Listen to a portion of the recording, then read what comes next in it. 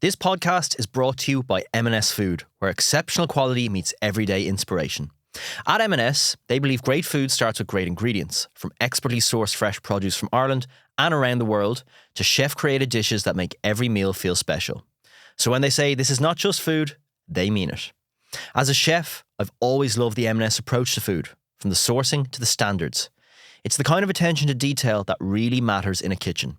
It's food made with purpose, and that's something I can get behind. I'm Mark Moriarty, and this is Roasted. Let's get into it.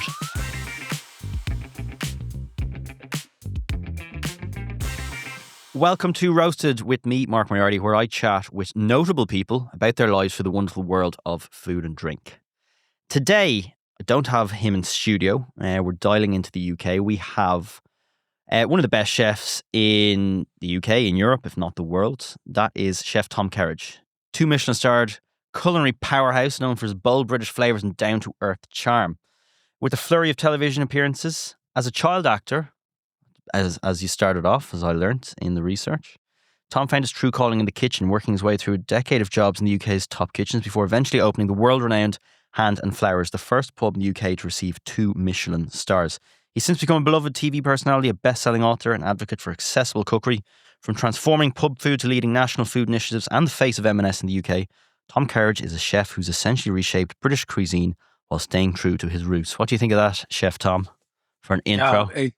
I mean, it's mega. It's super embarrassing. I really cringe at things like that. I'm so awkward with when someone. I don't listen to compliments. I don't take them very well. It's not something that. It's a funny space. It just makes me feel really, because it's always been about team and people and loving what you do, and all the other stuff is just kind of things that have happened around it that I'm super proud of. Like when I look back at it and I talk about how we've got there, but it's always about it's a huge, massive body of people that make all of those things happen. But somehow it's me that has got like this face, and I talk about it at the front. I think in terms of, I suppose, media and conversation and doing things on Great British Menu and moving forward into telly, that is about, I suppose, you being able to stand in front of a camera and say stuff. But you only get there, or you're only recognized for being in that space because of everything else that's going on around you, and that's always about the people. Like every business is always about people, but hospitality, it's always much more. It's a human, interactive business. It's about guests and customers, and about the team that make it happen. So it's always about people. Do you reflect on what you've achieved, or have you got to that part of your career yet? Not yet.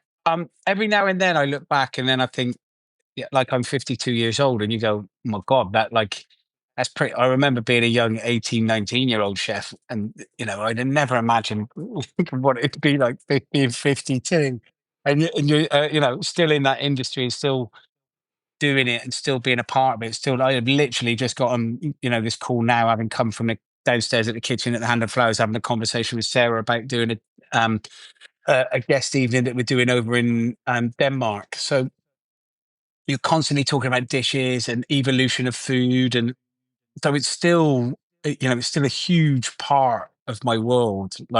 Yeah, and it seems to have, I'm very, very lucky to have been there and been in it, but I'm not reflective on it. I still feel very much that I'm a part of it. We're still a part of it. We're still doing, we're still encouraging, we're still bringing through. I've had another meeting this morning about the number of apprentices and visiting schools and trying to drive new generation. I suppose at that point is a point where you start thinking, okay, we are at a point here where I am trying to talk about and inspire. Our team are trying to inspire and bring in not just the next generation, but the generation beyond that. So, the next generation of the chefs that are head chefs in my business now. And then we're talking about them going into schools and colleges and universities and talking to the 16, 17, 18-year-olds there. So that's, again, the next generation. So, yeah, so I suppose I'm 2 generations down, and that's when I start looking at it. I suppose that is a bit more reflective then. It does make you feel 52. For those maybe here in Ireland who mightn't be as completely up to date on your career, give us a sort of quick fire. Like, how many restaurants do you have currently? 5 spaces, 3 pubs in Marlow, 1 pub in Chelsea, and 1 kind of like brasserie style dining room, big, lovely dining room at the Corinthia Hotel in the centre of London. And how many people would you employ in your group? So we just had our staff party recently. We shut all the sites, and they all come to our house. We do a big garden party in the summer, and there was about 250 there. I think there's about 240, 250 people. Yeah, You hosted that in your house, you said? yeah. We host it in our front garden. We're very lucky. We've got a great big kind of lawn space. I'm very lucky that we've got a place that's kind of on the river on the Thames, and 250 people. It's done. It feels like we invite them to our house. It's done on a Sunday afternoon. They arrive by boat. We have food trucks and loads of booze, and Chris Stark does the DJ set for us, and it goes on from around about 2 o'clock and it finishes at 8. But at 8 o'clock the boat leaves, so it's actually a really good way. Like everybody gets on the boat and disappears, so you get like you're all invited to our house. Isn't this wonderful? We have a great time. Everyone has a bit, but 8 o'clock it's time for everyone to leave now. Like my son's got school in the morning, off you go. So it works really well. But yeah, we do it at our house every year. That's a real signal of experiences. Get them out as quickly as they came in.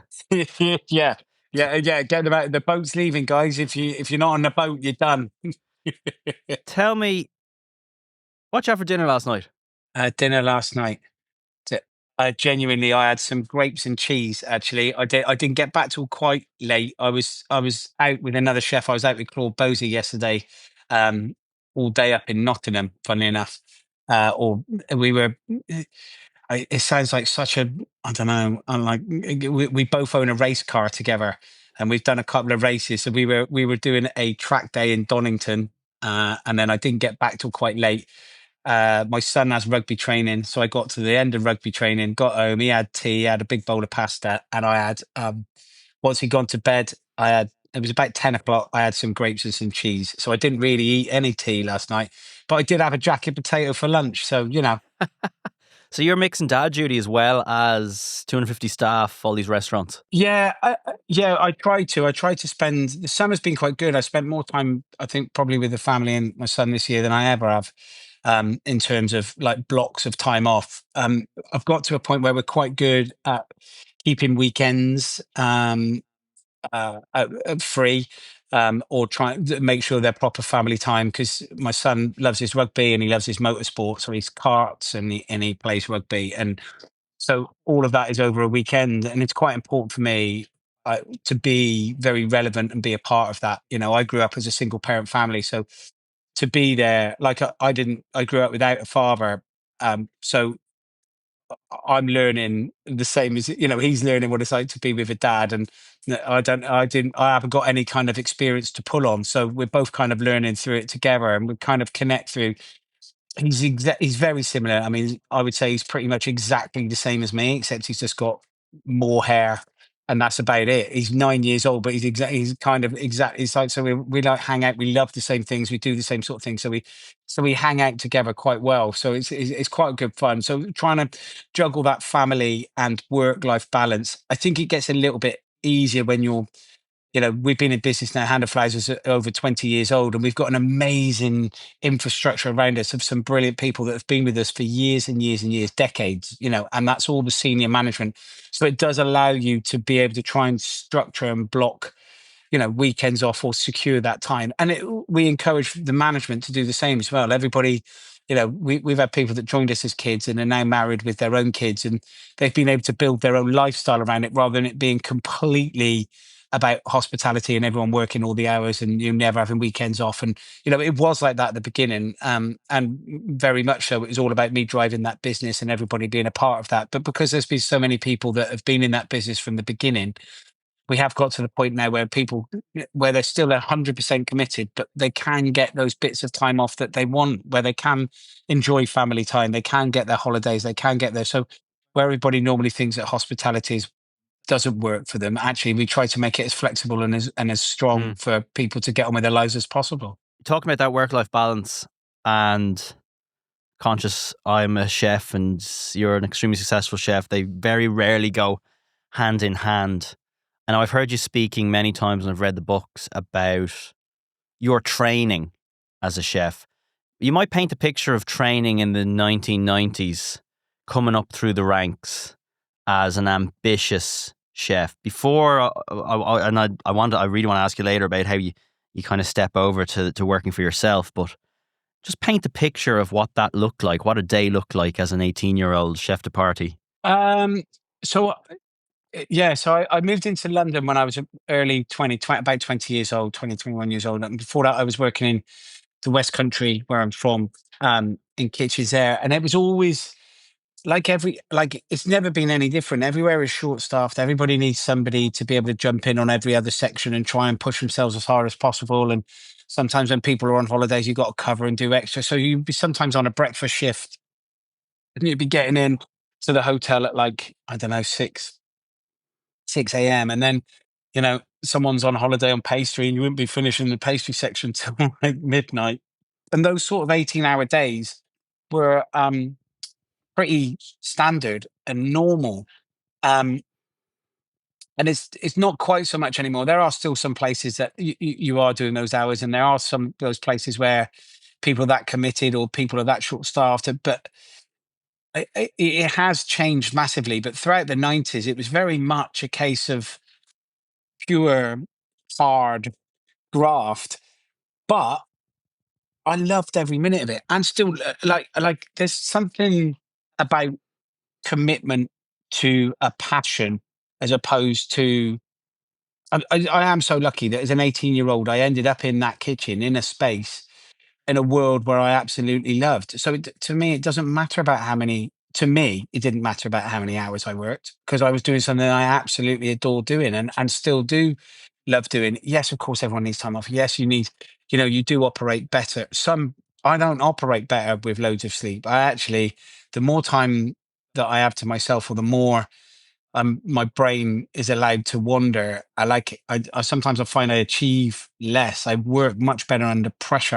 I work much better, I think, with smaller amounts of sleep and stress focused driven passion and adrenaline fueled excitement. And I love that. And I love that environment. So as a chef in the 90s, I look back at it with absolutely huge fond memories. I do remember exhaustion. I do remember sleeping on change room floors. I do remember but I also remember partying hard and loving life and finishing work at midnight and going out all night and going back into work at 6 in the morning without having gone home. I do remember, and I loved it. And I love that kind of energy that kitchens give and that way of life, because it's not just a job. People can work in kitchens and can be chefs for a job, or there can be people that work in kitchens and are chefs because it is who they are. It's their way of life. It's their vocation. It's their sense of identity. It's their complete belonging to um, a kind of like I suppose, almost like a tribal kind of connection that's very different to everybody else's normal world. And I really bought into that in the 90s and loved every single minute of it. It is very different today, and also rightly so. You do recognize that you get more out of people, giving them a lot more flexibility as a modern day employer. That's 100% where you need to be and what you need to do. But there is still something to be said for that sense of achievement from a really hard day's work and graft. Like, now, whether it's being in a kitchen or whether it's on a building site or whether it's, no matter what your job is, driven commitment, passion, hard work, sense of achievement, to me, is way more worthy than uh, uh, uh, 8 hours sleep, 8 hours work, 8 hours you time. This to me, I find that's not my drive. My drive is to be excited, enjoyment, a connection to the world that you're in, a love and a passion for doing something that you do. And I think that's so important, because if you love and you're passionate about what you do, it doesn't matter how much you're doing it. It is just what you do. I used to have a wonderful pastry chef that worked with us for on and off for about 20 years, who actually got to the point at the end where he wasn't really up for doing service. So we used to work around him, but he used to come in sometimes at 9 o'clock at night, and then he'd work through the night doing all the mise en place for pastry. It can work like that because you can be, obviously making the doughs and the breads and the pastries and the whatever else. And he'd work from 9 o'clock at night all the way through till about 8 or 9 in the morning the next morning. Sometimes he'd stay and do a bit of lunch service and then go home again. And like, he had completely flexible because he was just passionate about doing what he did, but he didn't like, he just, and I love the fact that the hospitality industry can allow people to kind of work doing their passion, doing what they do without questioning how long they're doing it for. I'm glad you said that, because I think there's a disconnect at the moment. I see it in success versus the graft that goes into success, and this idea of you ain't going to get to the top of the tree with a balance. It just doesn't work like that, and No, sometimes it gets lost in in the any career, any career. in Yeah, any career, if you think of anybody that is passionate about what they do, whether it's whether it's farming and yeah. gardening, whether it is professional sport, whether it is dentistry, whether it's being a top surgeon, whether it is, no matter what it is, you don't achieve that by doing 8 hours a day and then the other 16 hours not doing it. You have to, it has to become completely immersive in where you want to be and what you want to do. So to commit to be a true, you can be successful doing that sort of thing in a world that exists, that works nicely and earn a nice salary and do all of that. But if actually you really want to be good at what you do and excel and be recognized at something, firstly, it's got to be something that you enjoy doing. Secondly, you've got to do more than everyone else. Commit more, be more, be committed to the whole, whatever it is your passion project. Commit to it, and it comes back at you. If you think of the sacrifices, being a chef, I quite often compare, you're a lot younger than me, but I compare it to being like a professional sportsman, that there is always about the prep and the mise en place and the preparation, the understanding and the infrastructure of what you need to do. Then you go into service, which is a bit like playing a game of professional rugby or football. You have an idea of where you're going to go, what you're going to do, but the game doesn't always pan out like that. You have to be flexible and you have to adapt and you have to move. And then there's a level of physicality that comes with it, and drive and passion and commitment that as you get older, as you start reaching late 30s, 40s, you start moving into kind of like coaching and management roles as opposed to being, the central midfielder or the front row forward. You kind of move into that infrastructure. So there's a lot of similarities between that. But that sense of commitment, passion, drive, and I think sacrifice, like anything, there's but the sense of achievement when you do stuff. We've built a business over 20 years where there must be 25 people that have been with us for over 10 years in that period, that you go, and now these people have committed to you there, they've driven, there's a sense of passion, that kind of, that you can't replace that by just paying money and giving time off. These are people that love what they do. So if you can surround yourself with people like that, it's the same as in any industry, but hospitality, it just appears you have to have it more because you are open for lunch and dinner. Mm. That's the only issue. What was driving you? Because I've worked for lots of chefs, met lots of chefs, and passion for food is always there. But I would argue that only gets you so far. And obviously, there would have been days when you're training where like everyone wants to give up at certain points in their career, or it gets really hard. What was the core thing though that was driving you, that I'm going to outlast everyone here and I'm going to be successful? You're right. I think there's a commitment to food, which I absolutely love. Food is amazing and it's beautiful. But then I think as you get deeper into it, I think the things what food represents is it's seasonality. It's a real celebration of Great Britain. It's a real celebration of the passionate people. As you work further into kitchens and go deeper into, I suppose, management levels, and you start talking to fish suppliers, and you start talking to butchers, and you start talking to the farmers, and you start having an understanding of that passion.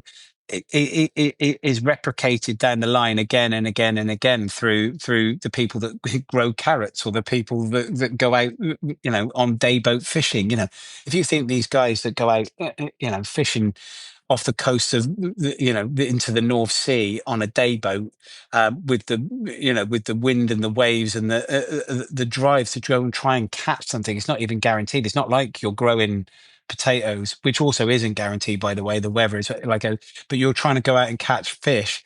The commitment and the passion and the love that people have, I think, is amazing. So that can get replicated. So your love for what you're doing, and I think the respect for those ingredients suddenly becomes a little bit more prominent at your thinking, because there's that human element and that human touch and that human connection. There's also the sense, there's so many different aspects. There's the sense of guests having had a lovely time and thanking the chefs in the kitchen, and it was one of the best pieces of meat they've ever had, or they, all of those sort of little comments. Even when you're a young chef or chef de partie and somebody says that steak that you cooked for them was just the best ever. And you think, well, I did that. That's a really wonderful thing.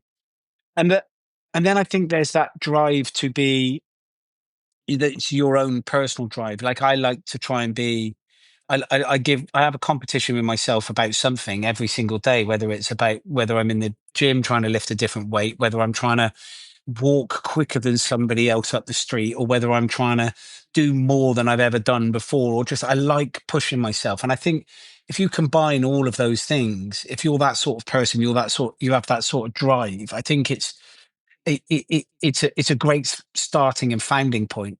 And then when you open your own business, the issues that start happening then, because there's a real commitment to money and I think survival mode and business mode, and then the passion sometimes gets it gets pushed to the back. Because Comes the easy then it's part. about, yeah, because then you wish it was just about the passion quite a lot of the times, because then it's about survival and it's about strength of the business and how to make it work and all of those sort of things. But then as you get a bit older and you've been in business a while, you start recognizing all the amazing facts and the fun things that happen with business as well. So there's always something that keeps you pushing and alive. And hospitality never changes. It's got so many different facets that drop into it, from growing, farming, logistics, brewing, business, expansion, growth, closures, all those kind of difficult questions and things that happen within business. Hospitality embraces all of them all of the time, every day.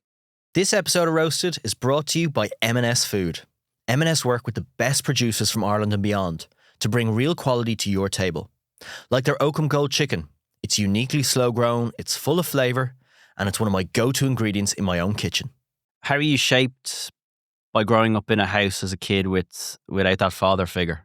I mean, I'd like to consider myself a fairly rounded human. I think I think on a fairly logical kind of infrastructure. I'm very conscious of people, and people's feelings, and how to get the best out of them. And I think that's something that definitely comes from my mum. That sense of hospitality. We grew up on an estate in Gloucester, and it's my mum and myself and my brother. There's two of us.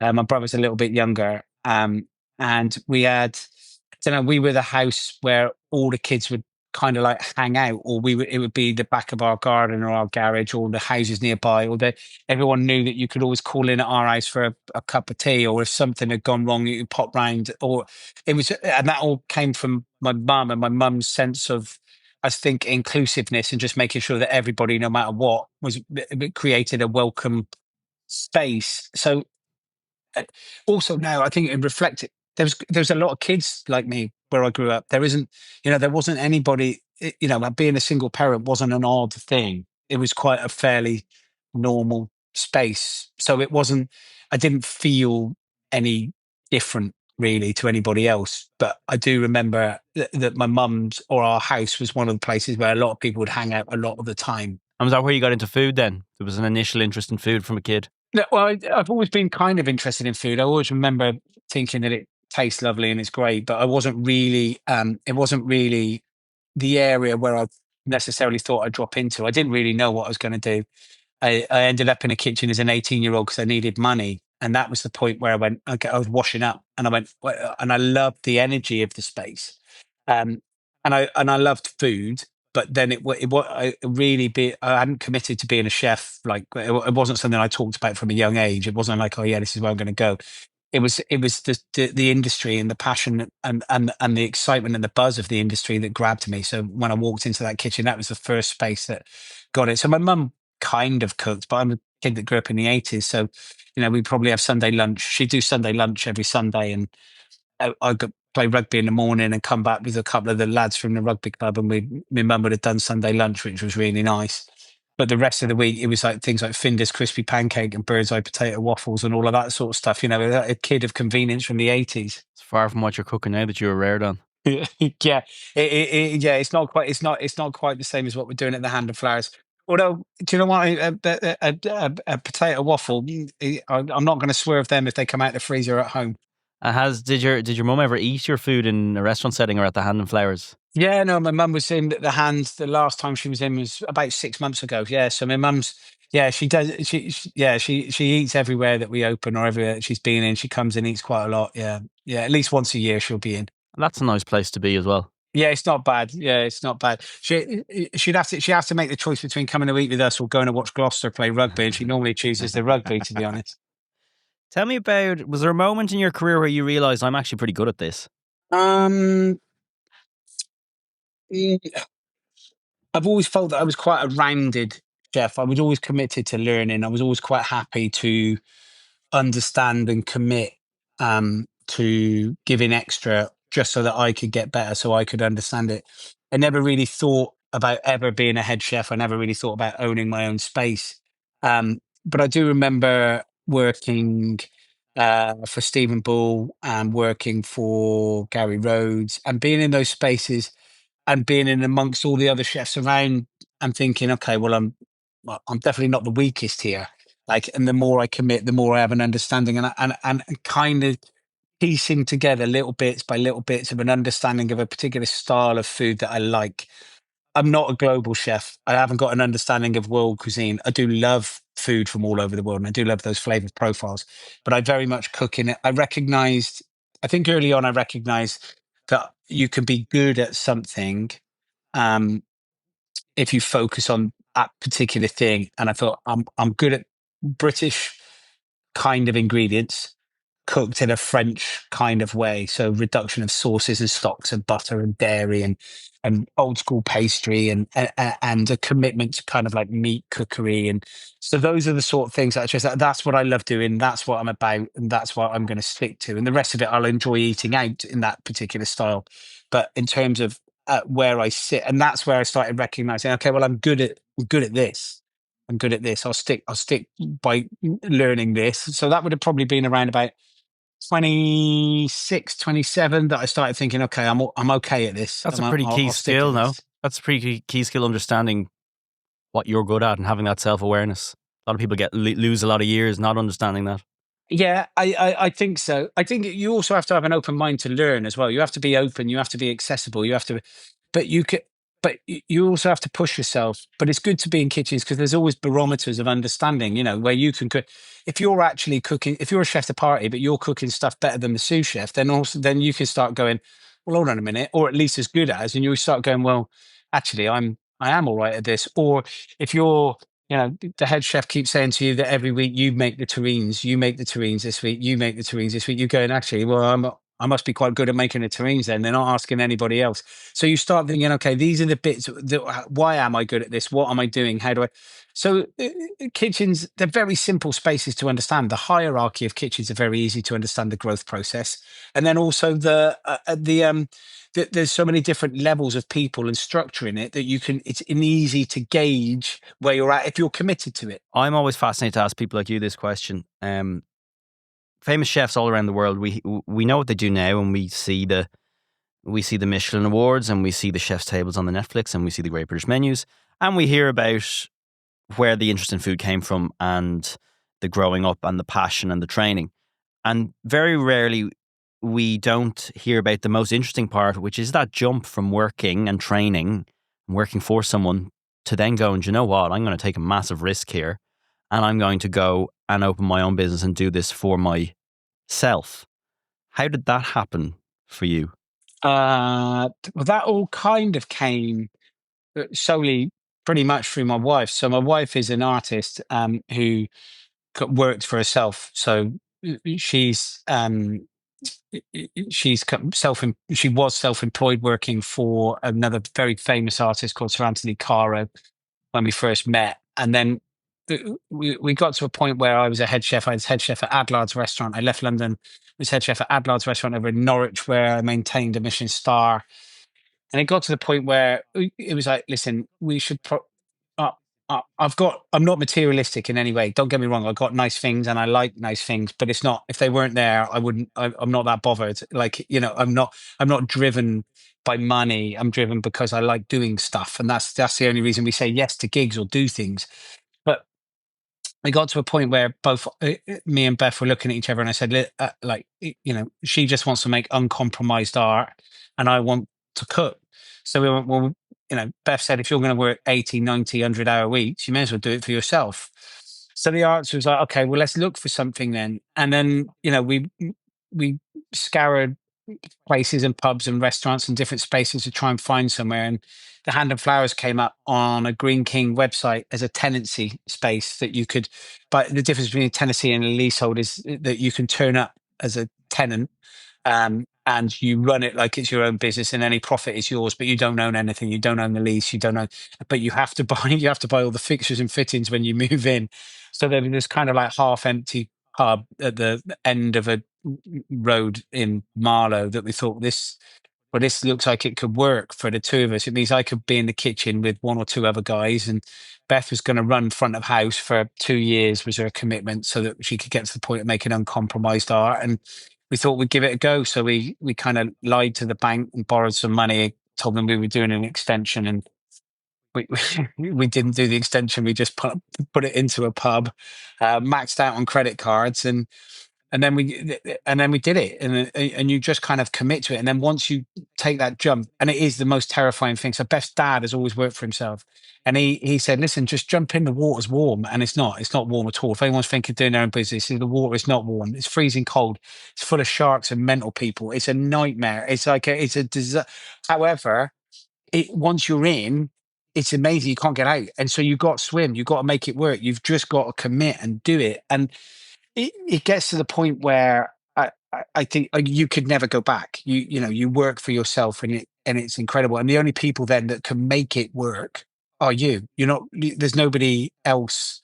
At the end of every month, you're just not getting paid unless you've made it work. So that sense of fear is a huge jump. When you go from being a head chef earning whatever salary you're earning, you know how much you're going to earn at the end of every month. You know how much you can pay for a mortgage or rent, and you know how much you can, all your commitments for car, for mobile phone, for blah, blah, blah, blah, blah. And then you're left with however much it is for, once you're a business owner, there's nothing, you have nothing. You just got to go with whatever you make is yours, or whatever you make, you reinvest or whatever. And then that sense of jumping off is absolutely terrifying. Like it's so frightening, and you're having to make some really grown up decisions. But I didn't think I'd enjoy it, but I absolutely love it. I love that sense of fear. And it's the one thing that keeps you going, like 20 years later of a business, like it's the one thing that keeps you going, that sense of failure and fear every day, every single day. Still, oh my God, yeah, still. Well, every day something's failing. We're now on 5 sites, and 2 or 3 of them make a tiny bit of profit. One probably just about breaks even, and one is losing, like swallowing up funds like it's ridiculous. So there's always something that's a nightmare. There's always an issue everywhere. So it's never plain sailing. Not one single day I can think, oh, this is magic and everything's working. There's always something or somebody breaking something somewhere. So you set up the Hand and Flowers, and I hope you'll indulge me in this, because one of another podcast very successful in the UK, your episode always stands out amongst many big names. And in preparation for this podcast this morning, my 1-year-old has decided now she gets up at 5 in the morning. So I flicked it on at 5:05 this morning to refresh my memory, where you describe your career journey in a similar way you have here, but also the rock and roll years of the Hand and Flowers and the lifestyle. And you might describe Yeah. what a day, I'll give you, I don't know, 2009, 2010 sort of period. What did your day look like running the Hand and Flowers, a 2 Michelin star pub? Yeah, 2009, 2010. That was kind of like, so that was on the push towards, that was a year before 2 Michelin stars. We won the 2 stars in 2011, So you're October really going for it at this 2011. point. Yeah, we're pushing really hard, but we'd also committed. We were doing Great British Menu. I'd won Great British Menu the first year, 2009-10. So the Ham was incredibly busy. Like that sense, particularly in that time, Great British Menu is a phenomenal TV show that's been around for, it's its 21st season. We start filming very soon. And it's been so reflective and wonderful for the British food scene up and down the country, from Ireland, Scotland, Wales, and then all the kind of the 5 different regional areas that they separate Great Britain into. That it just showcases amazing food from all over doesn't necessarily mean that it's not just London centric. Do you know? Which was wonderful, because it just shows then all of a sudden that the whole of the country is magic and has regional food that can be celebrated. Um, and I suppose my days at the Hand of Flowers at that point, 2008 was really hard because that was the first recession. So there was some days where I was doing like probably 36-hour shifts. Like I would get up on a Friday morning at around about, let me think, probably around about 6:30 into the kitchen, and I would be making the bread and doing the bits and bobs and cracking on and getting everything going because I'd be the first one in at that point. Then we push all the way through to the end of service on a Friday night, and then at the end of Friday night, I get the two mixers out, like a little Kenwood and a KitchenAid mixer, and I'd make bread all through Friday night. Lots of different types of bread and pasties and sausage rolls all throughout the night. So we'd have done two big services. Then Beth would come in and on that Saturday morning and pick the bread up, and she'd sell it in a little stall in town, and then I would stay and work through Saturday lunch service, Saturday night service, and then Saturday night we'd finish, and we'd then get to the pub. And at that point, I was a very big drinker, and we'd be in the pub till I don't know, 2, 3 in the morning, Sunday morning. So I've been up since 6 a.m. Friday, and I'd go all the way through to Saturday, Sunday morning, 3 a.m. And I'd do that every week. That was quite a commitment to bread making, sausage roll making, four services and heavy drinking. It was quite hardcore. Yeah, they were the good old days. They were the good old days. But then, I mean, there was just huge commitment and drive to trying to achievement and pushing myself and getting better every day, surrounding myself by some amazing people who are also committed to the cause. Because you can't ask people to drive and push themselves if you're not doing it yourself. And then when we achieved that second star, it was amazing. The sense of achievement for that team. There's people who are part of that team still working with us now, many of them. And then there's people who are part of that team that are now head chefs and run businesses of their own and have been somewhere else. So some aren't even chefs anymore, but they were part of that year or two that I hope and I know is still a big part of their lives and recognition of something that they've done, they've achieved, something that they're very proud to have been included in that team. And it was such a special time for me and the business at that point. So it's a huge amount of commitment to graft, hard work, Mm. and partying. I assume, well, I don't assume. You tell me. The partying was part of that. I mean, you needed to blow off steam, I assume. It wasn't, Oh you yeah, couldn't just go yeah. home and go to bed and do it all again. No, no, no, no. I mean, I committed to drinking as much as I commit to everything else. So I was very like at the end of every service, I'd have.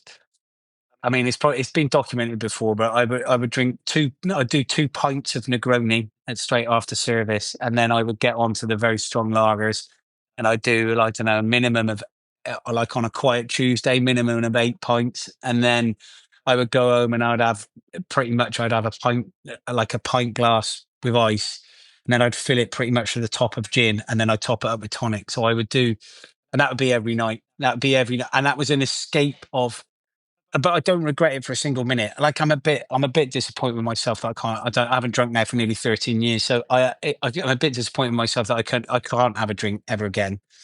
But at the same point, I wouldn't have achieved, I think, that sense of drive within myself that then all of us that committed to this cause without that escape.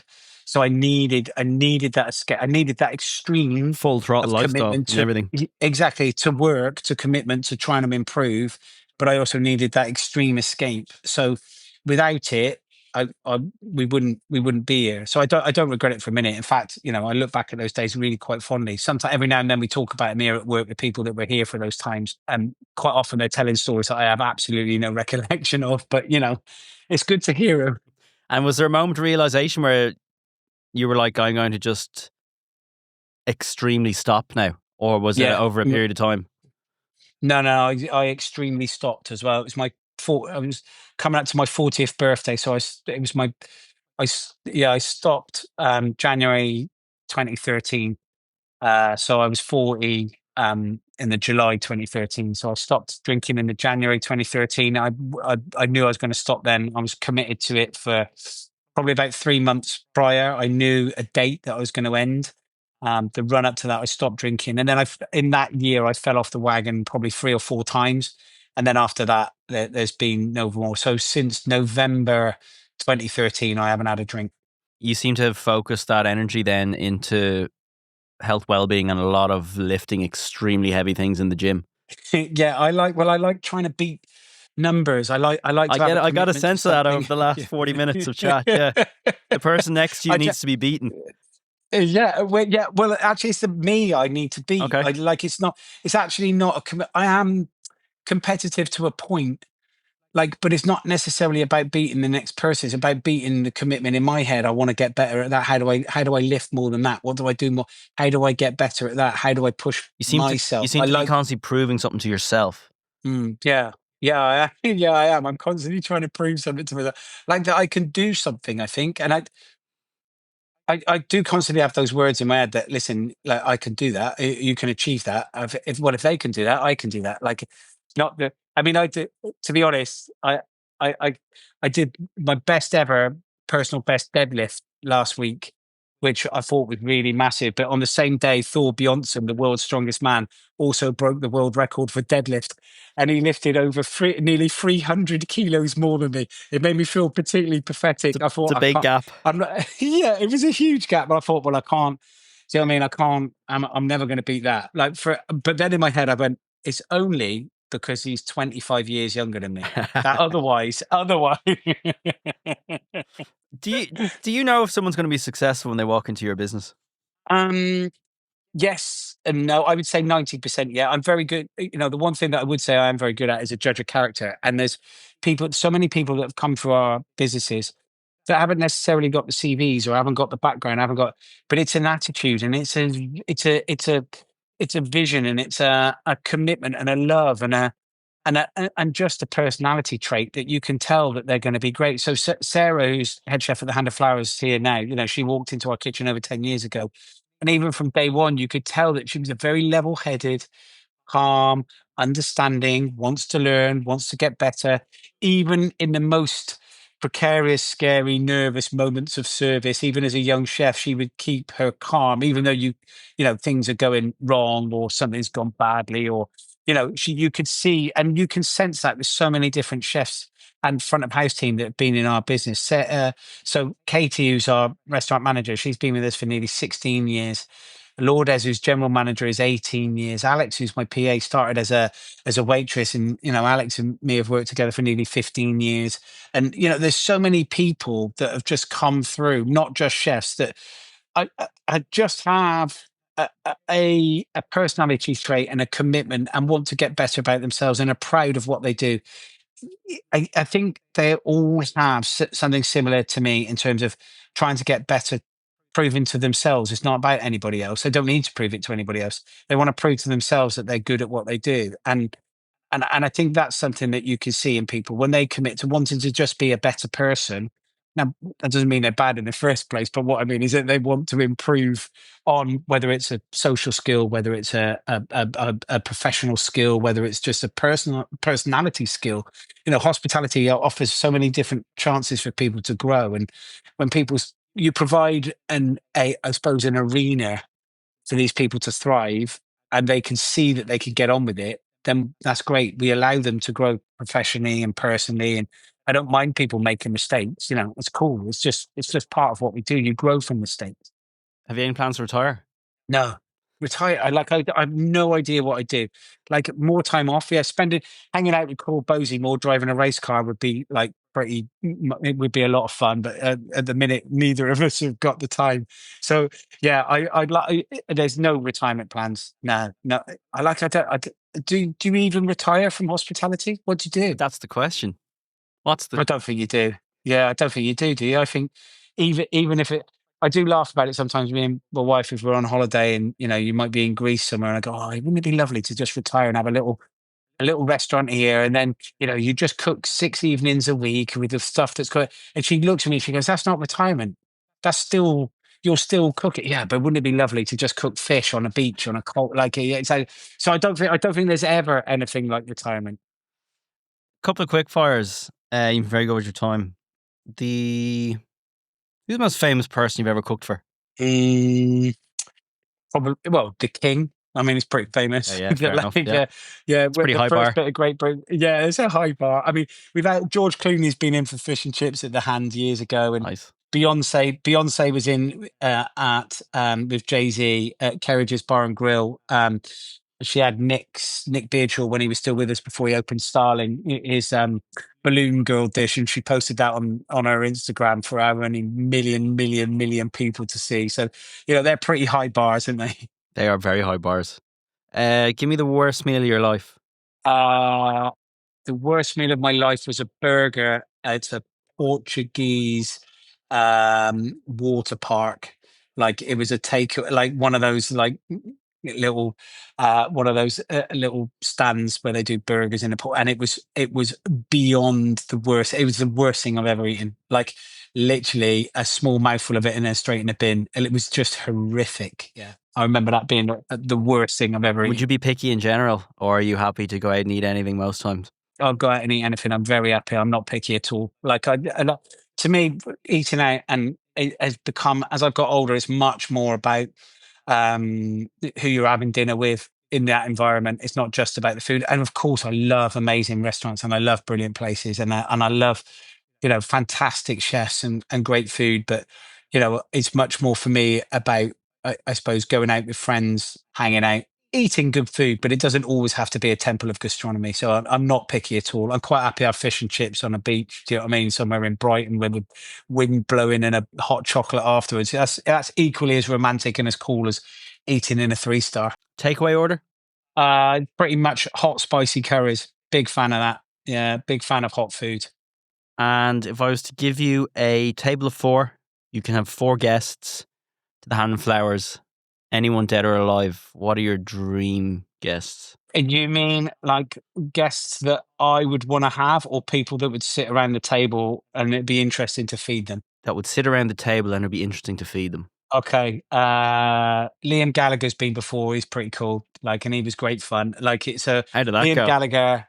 Yeah, really good. Like, I mean, he had a few espresso martinis and then moonwalked into the kitchen to say thank you to everyone afterwards. But I mean, that was like never not 100% Liam Gallagher. That was pretty standard. So we'll bring him I back. assume you're a big Uh, fan. yeah, Yeah. massive fan. Yeah, massive Oasis fan. They were actually my specialist subject when I did Celebrity Mastermind. So yeah, there was a strong, it was a strong. Yeah, yeah, they would definitely be there. Marco Pierre White. I mean, for me, like that White Heat cookery book, and I've met Marco quite a few times. Genuinely, a very inspiring and very interesting human. Like lots of great stories.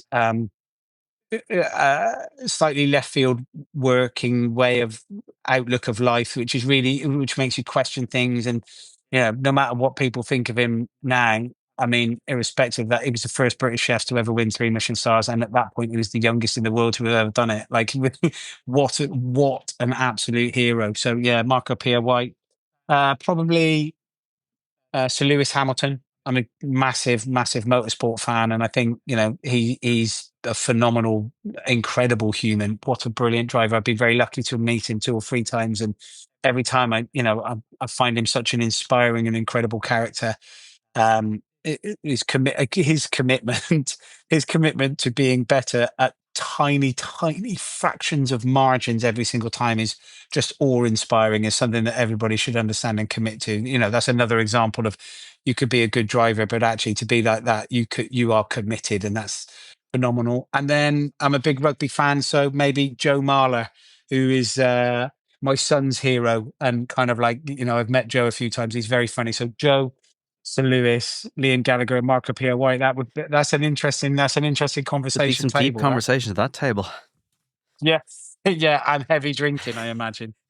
And lastly, what are you most proud of everything you've spoken here in the last 50 minutes?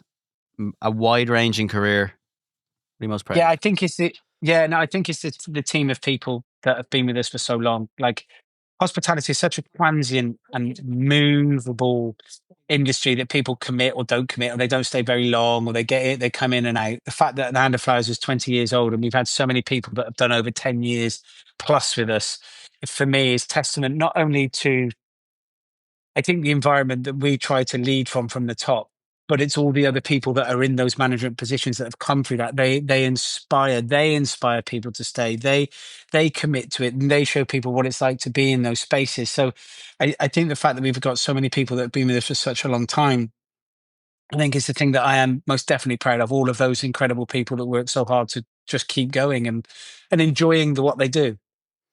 Well, Tom, you've been a very inspiring chef to me and lots of others over here. So thank you very much for your time and for joining us on Roasted. Absolute pleasure. Thanks ever so much for having me on. If you like what you heard, you can like and subscribe to the podcast, leave a review, or even tell a friend to get more people to listen. Always makes a big difference. You can watch our full conversation, Tom over in the Hand of Flowers, myself here in Dublin on YouTube, and I will see you next time.